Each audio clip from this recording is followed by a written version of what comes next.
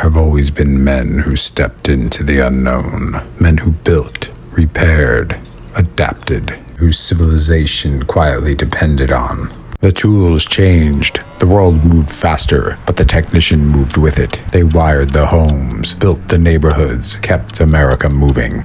The world reached for the moon, and the men who understood the machines kept the ground beneath it working.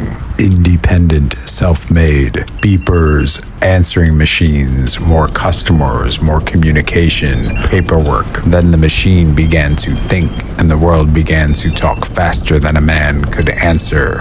Parts, codes, boards, calls, screens. The technician never lost his grit. The world simply became too heavy to carry alone. But there were rumors of a new technology promising freedom. Welcome aboard, Captain.